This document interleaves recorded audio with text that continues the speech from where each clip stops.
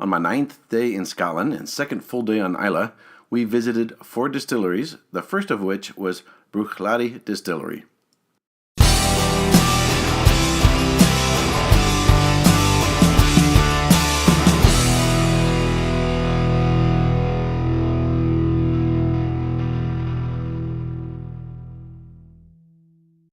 The name Bruichladdich is an Anglicization of a Scottish Gaelic term meaning brae of the shore.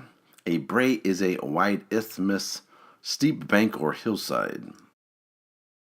Bruichladdich was built in 1881 by William, John, and Robert Harvey on the shore of Loch Indal on the Rhines of Islay, the westernmost part of the island. The Harvey family had owned 2 Glasgow distilleries since 1770. Then the 3 Harvey brothers used an inheritance to build a 3rd distillery on Islay.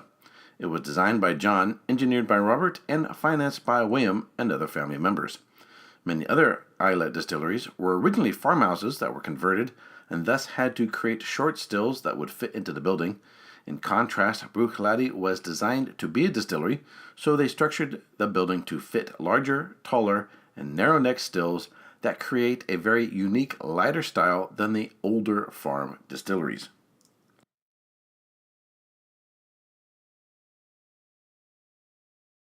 In all my tours of Scotland, I generally saw 2 brands of barley mill, the Porteous mill and the rarer Robert Bobby mill, as we see here. Most Bobby mills are red, but as you may have noticed in my video of my visit to Ardbeg, some distillers paint them. Ardbeg's is dark green, and Bruichladdich 100-year-old mill is aqua blue-green. The Bobby mill must, on occasion, be meticulously maintained, as they stopped being produced in the 1970s. Today, computers and cell phones have a designed obsolescence, needing to be replaced every 3 to 5 years in order to be able to use the latest software. This ensures that Apple computers will remain a $1 trillion business. Computer store. Introducing Apple II, the easy-to-operate home computer. Just hook it up to your TV to create dazzling color displays. Or you can balance your checkbook. Kids can teach themselves arithmetic. Or the family can invent their own Pong games. The possibilities are endless. It's called Apple II. In contrast, the reason the Bobby malt mill went out of production wasn't because it wasn't working properly or had somehow become obsolete. Absolutely quite the contrary. Malt mills were so effective and durable that they forced the companies that produced them into bankruptcy. Essentially, they never break down, never malfunction, and just keep grinding tons of barley that are thrown into it year in and year out. Since they hardly ever needed to be replaced, there wasn't a whole lot of money to be made by selling them. Before entering the actual mill, the barley passes through a dresser or destoner, which acts as a sieve to filter out any large objects such as stones or pieces of straw. These dressers are also fitted with magnets to stop any small metallic objects from getting stuck in the mill. Malt mills house 2 sets of rollers. The first set cracks open the grains of malted barley, while the second set, which is adjustable, grinds the malted barley into a finer consistency. The exact texture is very important to the distilling process. Too coarse, and it reduces the amount of soluble sugar that can be extracted in the mash tun. Too fine, and it can clog up the mash tun. The level of the grind varies from distillery to distillery, but the ideal output of the milling process is considered to be 15 to 20% coarse particles, that is the husks, 70 to 80% medium particles, that is the grist, and 5 to 10% fine particles, which is flour. This can be tested using a device called a shuttle box, which sieves the milled product into its constituent size categories, each of which can then be weighed. The milled malted barley, now called grist, then heads off to the mash tun where its sugars are extracted.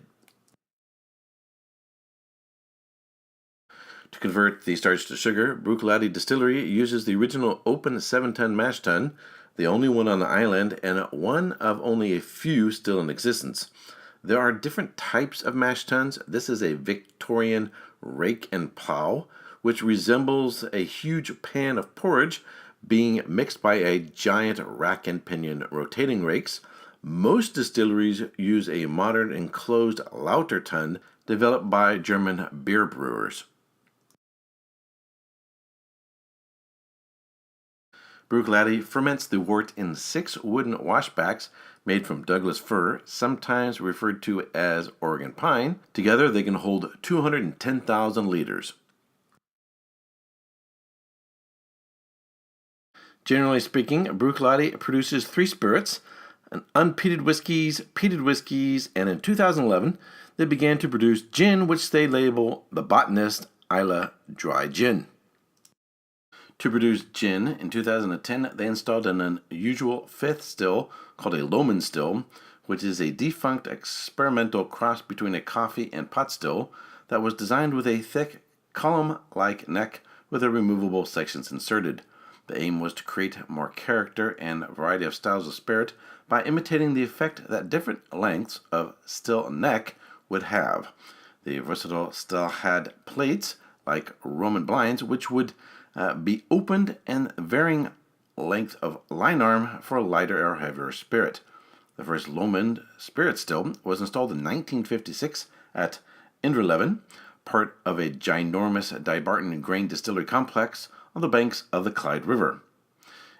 Inverleven was closed in 1991 and then leveled in the year 2004, just after Bruichladdich rescued the Lohmann still.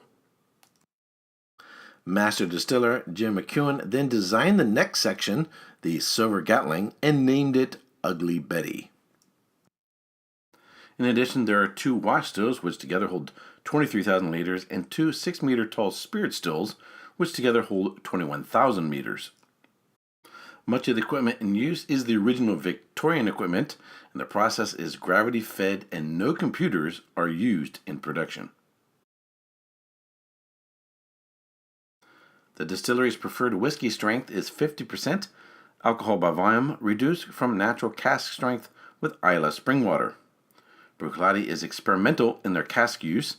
In addition to bourbon casks and sherry butts, they have reintroduced the subtle integration of French oak from the best wine estates in the world, such as from one of Bordeaux's 1855 classified Premier Cru estates, Chateau Mouton Rothschild. I'll turn the barrel upside down so you can read it.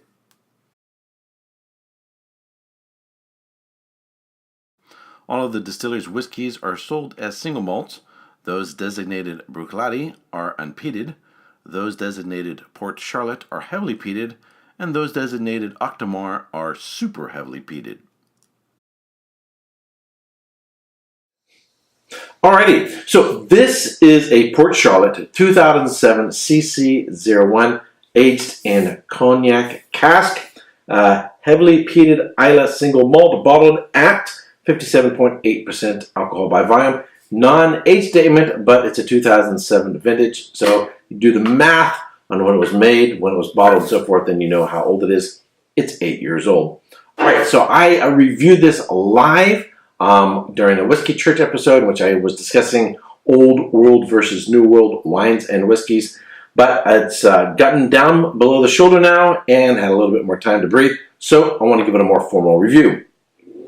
Visually, nice, light, golden amber on the nose. As I was talking, when I was sitting here on the table, I could smell from there. There's like this plume of peaty, smoky goodness just already sort of filling the air right here. It has medium intense smoke.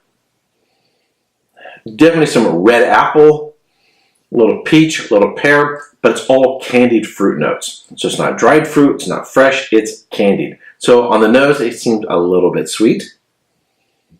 It does have a slight sort of sugary aspect to it. Again, that candied note. Slight caramel, a light caramel candies. So slight spice, maybe a little bit of candied ginger, hints of vanilla, a little bit of toffee.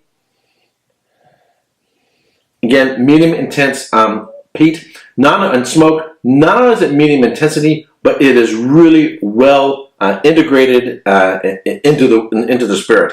So sometimes you can have a whiskey in which you get a bunch of peat and smoke up front, and then if you're patient and you wait a little while, the fruit characteristics and spice start coming through. This is completely integrated from the get-go. All right, on the palate.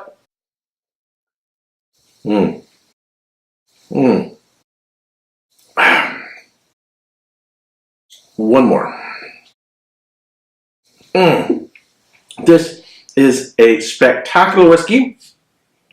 You could give it a drop or two of water, bring down the bring down the bite. I've tried it before. It doesn't change the profile of the flavors and aromas that much. The fruit intensity of the fruit sort of backs off a little bit. The smoke comes up a little bit. I like it as it is, even though it's at over 57% alcohol by volume. It's not an aggressive bite, slight tingle, but it's really, really, really nice. So I like it as is. But if you want to stretch the bottle, you could add a little bit of water to it. It won't hurt it. I think this is absolutely spectacular. I'm going to give this a solid 92 points. Really, really lovely whiskey. Alrighty, I also bought from the distillery a bottle of the Botanist vodka, but I'm going to review that separately rather than along with this whiskey review. But I do want to review that because it is something that Bruichladdich produces, as you saw in the video. Alright, that's it for this video. I hope you're enjoying joining me along in my adventure through Scotland. I absolutely loved going there. Islay was an absolute dream, but I'm also enjoying sort of reliving the moments as I'm doing the editing and putting together the video, the photography, and I'm learning a lot just from preparing the notes and then doing the voiceover for the video. So I hope you're learning too. Occasionally I'll be throwing in a quiz. Didn't throw it in this one. I did in the last one, which I did. I provided a quiz on Ardbeg, Islay, and Laphroaig. But stay tuned because there's going to be more quizzes in some of my future videos. So until next time, cheers.